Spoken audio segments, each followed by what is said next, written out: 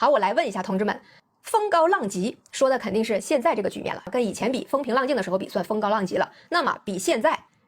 更严重的情形，称之为惊涛骇浪的重大考验。各位能听懂弦外之音吗？我们现在如果算风高浪急，请问惊涛骇浪代指什么？然后接下来这是一个专业名词，请我的学员们做好准备，我要考试了。以历史主动精神，克难关，战风险。什么是历史性的？然后理解后面这句话，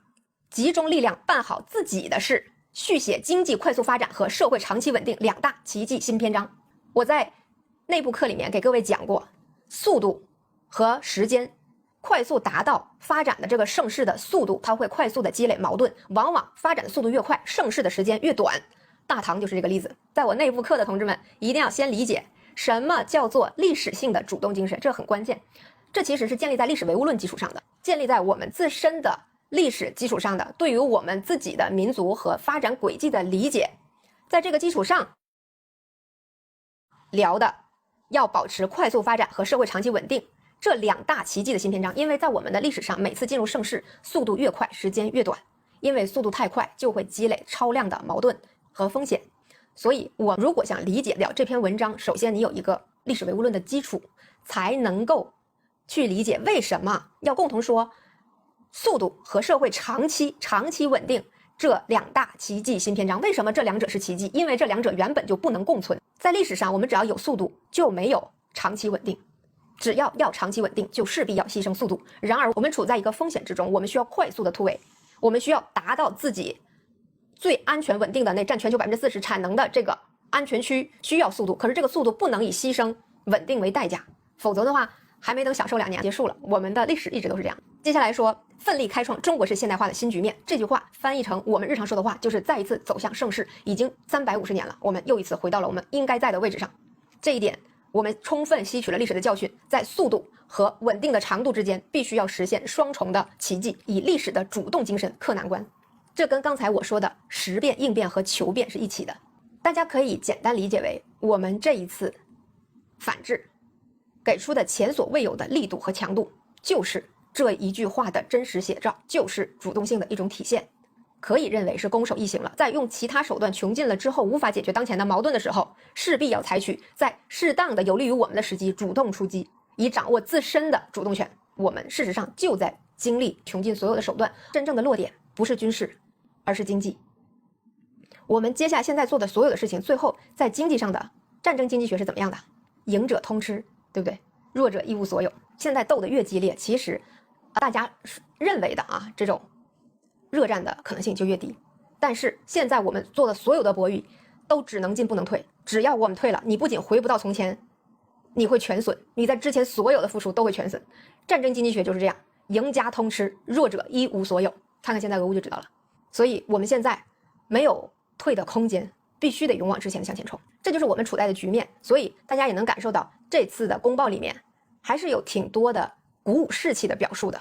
要知道我们的政治传统，这一点是比纸面上的政治更深厚的，更能制约真正的制度运行的一个根基，就是治大国如烹小鲜，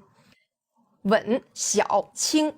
轻轻的去做调整。以我们的历史来说，非常忌讳大动干戈，往往就是一个例子。这就是前车之鉴，自他之后，在我们国家做任何改革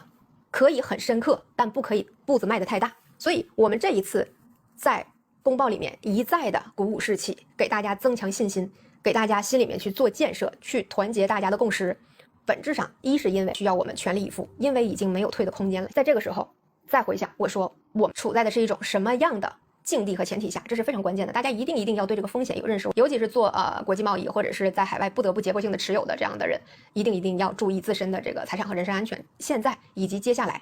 博弈的烈度不会停息，只会更深化。也许它不以关税战、贸易战的形式展现，但是它一定会更激烈、更深入、更结构性的影响到每一个人的个体的情况。安世也不过就是西方来试一试的投石问路的那个石子，好在我们不能让他把这个石子真的丢出响来。大家千万要明白，不存在如果这轮博弈不行，大不了我们继续做全球的工厂、全球的生产国西方的老爷们，你们多拿点就多拿点，我们多干点就多干点，不存在的，不可能再退得回去。要有这样的认识之后，我们再去看后面的这个发展的部分，各位就能有更深切的体会了。就是质量要优于增长。其实“十四五”的时候呢，就提了说呢要重视高质量发展，甚至呢就没有提以经济建设为中心，而是说以高质量发展为主题，侧重供给侧改革。实际上就是说，我们因为无法再退回到这个境地里，国家在5年前就意识到了，我们要么上桌，要么重开一桌，只有这一种情况。我们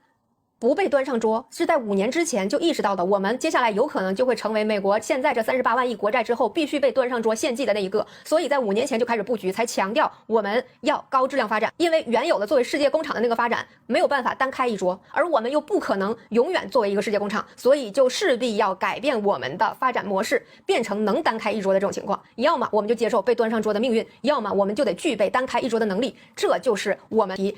高质量发展的根源，这是建立在之前一个我们已经意识到整个地缘和整个的风险在增加的情况下不得不做出的选择，所以在当时的阵痛肯定是有的。那么我们现在其实正在经历这个阵痛期的尾部，我们现在的旧有的要被淘汰掉的产业逐步的下探啊，那在这个房地产行业的，在金融行业的肯定就开始不舒服了，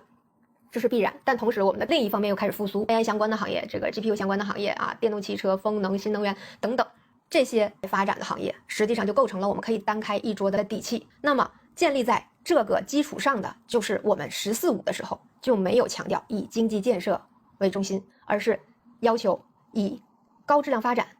为主题啊，完成供给侧改革。那变轨的时候一定要先变过来再加速嘛，你变轨的时候加速不是容易脱轨嘛，对吧？所以“十四五”为什么几次官方的表态都如此的欣喜，如此的充满了信心，就是因为很难又完成了，才会是高层那样的态度。